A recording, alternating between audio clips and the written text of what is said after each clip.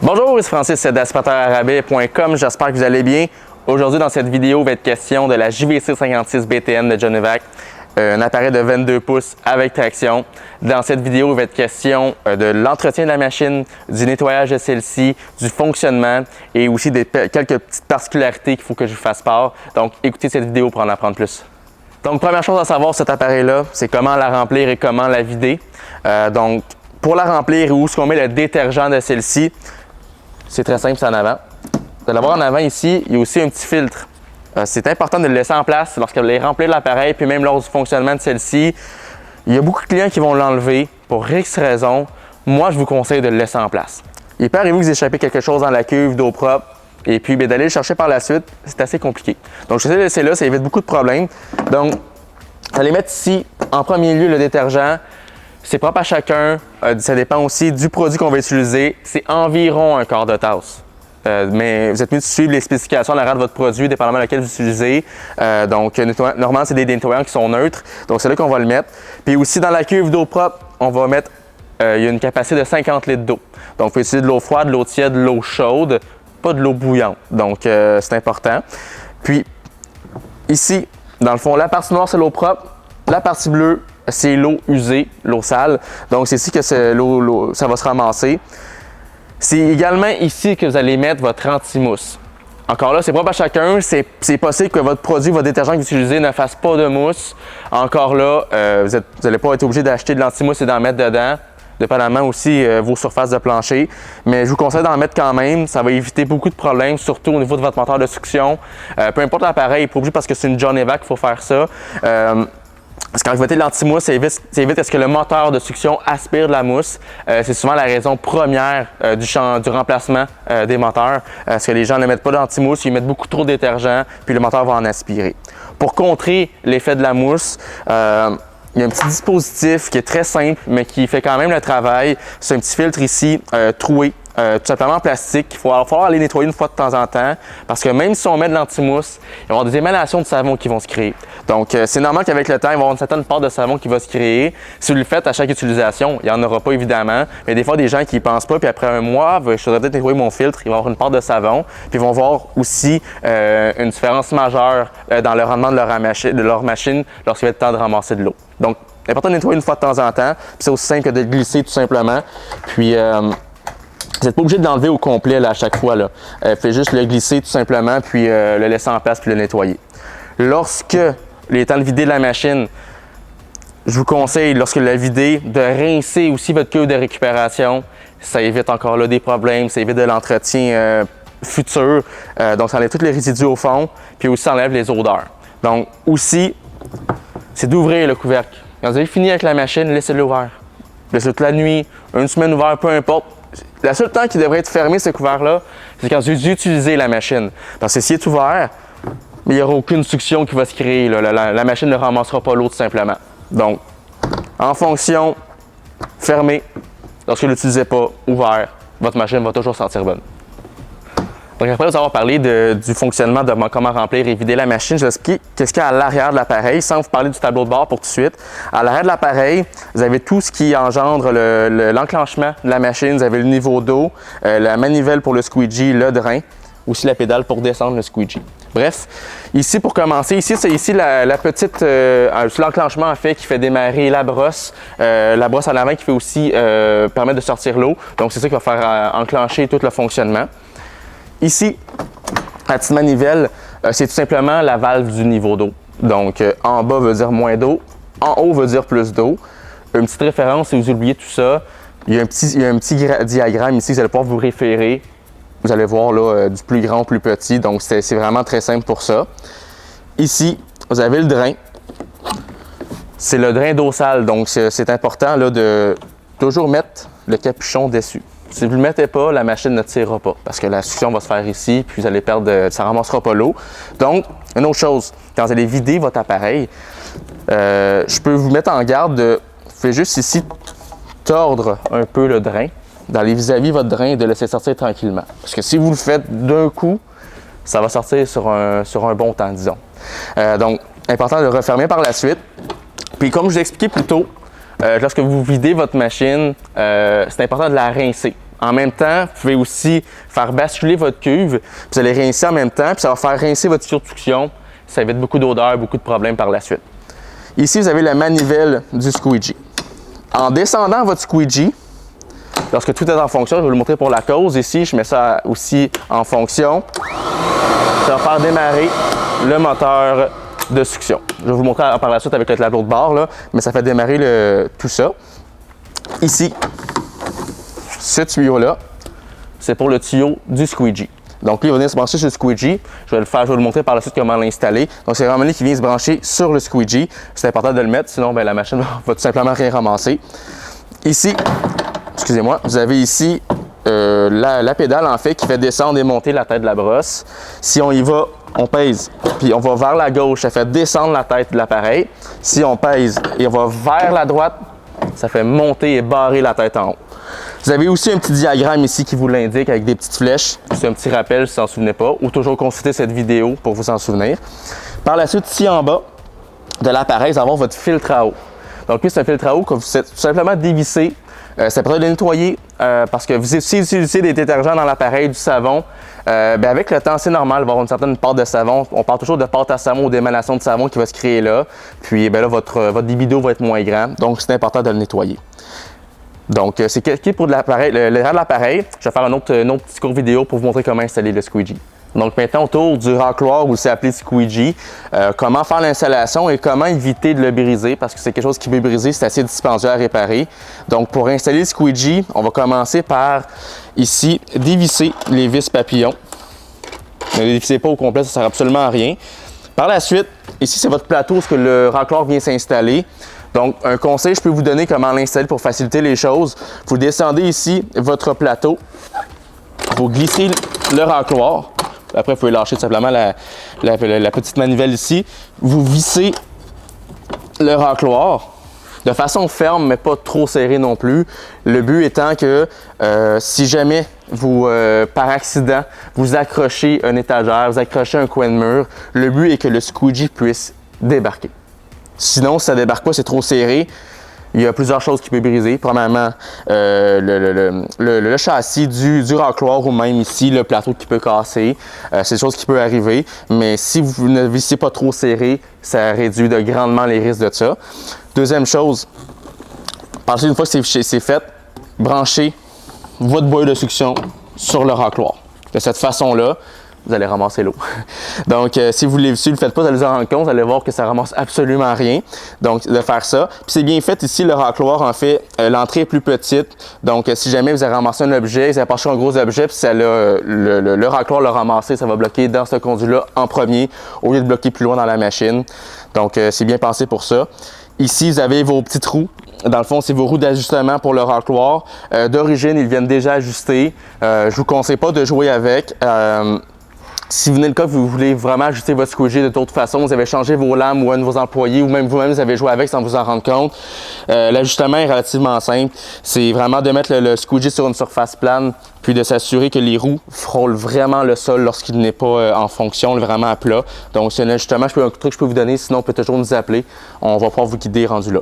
Donc, c'est pour qu'est-ce qui est du racloir. Vous avez ici aussi les roues là, de protection murale. Donc, je pense qu'on va faire un bon tour d'horizon pour le racloir. Maintenant, temps de parler de l'autonomie et de la charge de l'appareil. Donc, pour qu'est-ce qui est de l'appareil de la JVC 50 et de la JVC 56 de Jonevac, les appareils ont sur papier une autonomie de 3h30. On peut très bien faire 3h30, mais dans un monde plus réel, on s'approche plus du 3h. Tout dépend aussi de la surface de plancher. C'est toujours question de ça. C'est plus abrasif, tout ça, c'est sûr qu'on gruge un peu plus d'autonomie. Donc, l'appareil est fait et vient d'origine avec 2 batteries au gel, 2 batteries 12 volts en série qui donnent 24 volts. Donc, sur une charge, on peut faire environ 3 heures. Côté chargement, dépendamment à quel niveau on est, mais c'est environ 6 heures de charge. Donc, c'est important aussi de respecter nos cycles de charge parce que, c'est exemple, on a juste utilisé l'appareil une quinzaine de minutes pour bien brancher l'appareil. C'est pas conseillé. Je vous conseille d'avoir utilisé au moins une trentaine de minutes, voire 45 minutes avant de brancher l'appareil. Comme ça, vous allez sauver beaucoup vos batteries, vont durer beaucoup plus longtemps. C'est aussi un conseil que le fabricant va donner, c'est de ne pas brancher l'appareil après seulement 15 minutes d'utilisation. Ça ne sert absolument à rien.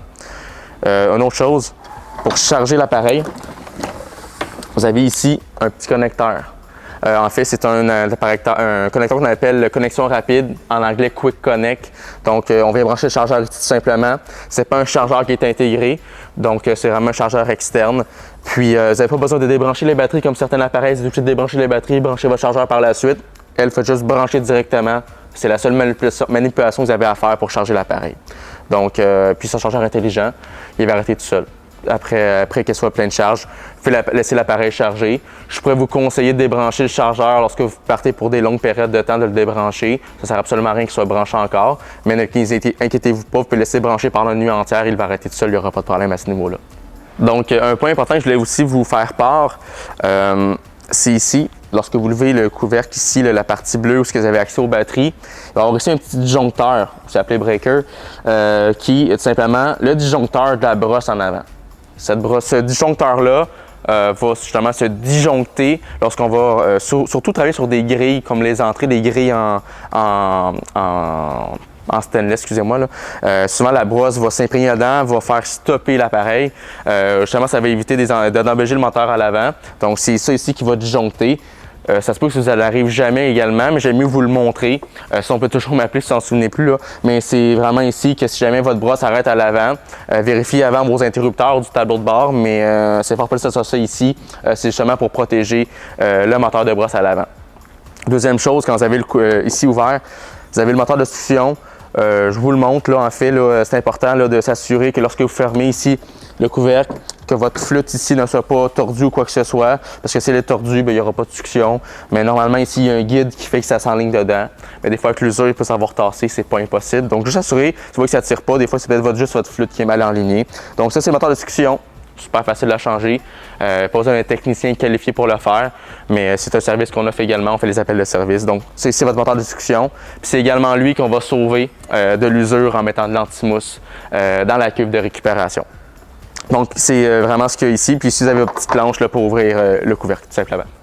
Maintenant, le tour du tableau de bord de l'appareil. Très minimaliste, très simpliste. Plus c'est simple, moins ça brise. C'est un dicton qu'on a chez Aspirateur à rabais.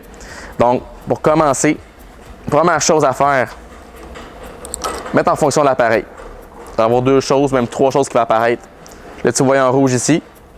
L'autre voyant vert également ici qui indique le niveau de la batterie. Vous allez avoir ici aussi votre nombre d'heures de l'appareil d'utilisation. Première chose à savoir, l'interrupteur qui est ici, vous avez ici en hors fonction, en marche. C'est ici tout simplement la brosse à l'avant de l'appareil. Donc, lorsqu'il est en fonction, vous allez avoir la brosse qui va tourner également, mais vous allez avoir aussi votre débit d'eau qui va sortir. Donc, ça va faire ouvrir, mettre en fonction la petite valve d'eau qui va ouvrir. Donc, si vous ne voulez pas qu'il y ait d'eau, vous ne voulez pas que la brosse tourne lorsque vous avancez avec l'appareil, mettez tout simplement ça en arrêt tout simplement. Ici, reculer, avancer. C'est tout simplement la direction, la transmission de l'appareil. Vous allez avoir ici le potentiomètre de l'appareil. Donc, complètement à gauche, vous avez ici un escargot, donc la vitesse escargot. C'est complètement à l'arrêt également. Vous allez avoir ici, complètement à droite, le lapin. Vite comme un lapin. Donc, ici, comme je parlais plus tôt, vous avez votre niveau de batterie, vos heures, mais vous avez également ici un petit disjoncteur qui est le disjoncteur complet du tableau de bord. Normalement, il ne devrait pas faire défaut. Si jamais il fait défaut, il vient disjoncter. Vous pouvez reclencher dessus, mais c'est préférable de nous appeler pour voir avec les techniciens s'il n'y a pas un problème plus majeur. Donc, après la fin d'utilisation de votre machine, c'est bien important de fermer la clé tout simplement. Comme parlé précédemment, lorsque vous remplissez votre eau ici, votre eau propre avec votre détergent, pour fier où ce que votre niveau d'eau est rendu, aussi lors de l'usage, vous avez à l'arrière de la machine ici un tube qui peut servir de cylindre gradué. Vous allez avoir ici une petite bille orange qui va monter et descendre dépendamment le niveau d'eau. Rassurez-vous, la petite bille orange ne montera jamais complètement haut. Elle va aller maximum à la plus haute hauteur de la partie noire, donc c'est-à-dire environ ici. Donc, puis vous référer lors de l'usage, ça va vous donner aussi l'indication quand remplir votre machine. Maintenant, autour de comment installer la brosse, le porte-tampon également, comment l'enclencher de façon très simple. Puis, comment aussi éviter des bris. Donc, premièrement, ici, vous avez la brosse de 22 pouces. Comme je peux toujours utiliser un porte-tampon, c'est le même principe. Comment installer cette brosse ou le porte-tampon? C'est qu'est-ce qu'il y a de plus simple. Il suffit de glisser la brosse ou le porte-tampon en dessous de l'appareil, idéalement le centrer le plus possible avec le moteur de brosse. Vous allez à l'arrière de l'appareil. Puis une chose qui est importante, lorsque vous faites ça, la manipulation, je vous conseille, question de sécurité, d'avoir mis l'appareil hors d'usage, en fait, pour pouvoir actionner justement la brosse, pouvoir l'enclencher. C'est de descendre la tête motrice en bas, de s'assurer qu'elle soit bien enclenchée, qu'elle soit bien centrée, de mettre la clé en fonction, avoir le petit voyant rouge, le petit voyant vert qui va allumer, de mettre votre vitesse à 0, c'est-à-dire à escargot. Vous allez enclencher, mettre en fonction votre brosse à l'avant. Vous allez enclencher ici la manivelle. La brosse est installée. C'est aussi simple que ça. Pour l'enlever, faites la manipulation inverse. Prenez la petite pédale ici, pesez vers la droite, parce que vers la gauche, c'est pour la descendre. Donc, vers la droite pour la barre en haut. Vous allez actionner ici votre brosse si ce n'est pas déjà fait. Vous allez cliquer une fois. La brosse va tomber à terre. Mettez votre machine hors fonction pour éviter des accidents. Ça va accéder directement avec votre brosse. C'est aussi simple pour la brosse que pour le porte-tampon. Donc, je vais vous expliquer une petite méthode de travail pour aussi économiser votre machine pour qu'elle dure plus longtemps, surtout le moteur de succion. C'est souvent le nerf de la guerre. Lorsque vous l'utilisez pour la première fois, vous commencez votre travail sur l'appareil, je vous conseille toujours de faire une flaque d'eau avec l'appareil avant de descendre votre racloir. Comment vous faites ça? Vous allumez l'appareil, vous descendez votre brosse et vous faites du surplace. Donc, vous mettez votre vitesse à 0, elle n'avancera pas. Vous mettez votre débito au maximum, puis vous frottez. Il y a de l'eau qui va sortir. Par la suite, vous allez avancer avec l'appareil. Puis lorsque vous êtes rendu dans la flaque d'eau que vous avez faite, vous allez descendre votre racloir. Pourquoi faire ça? C'est que idéalement, le squeegee ou le racloir ne doit pas aspirer du sec. Il doit toujours être dans l'humidité. Sinon, le sec va aller directement être aspiré par le moteur de succion. Puis avec le temps, c'est pas bon, ça fait de l'usure prématurée. Donc, juste un petit conseil que je vous donne, c'est pour vous, c'est pour votre poche aussi que je dis ça, parce que c'est pas quelque chose qui est garanti malheureusement, parce que la garantie, c'est sur défaut de fabrication. Si on voit qu'il y a une accumulation énorme de poussière dans votre moteur, c'est que vous avez travaillé trop souvent à sec, donc c'est de l'usure prématurée. Donc, petit conseil comme ça du jour.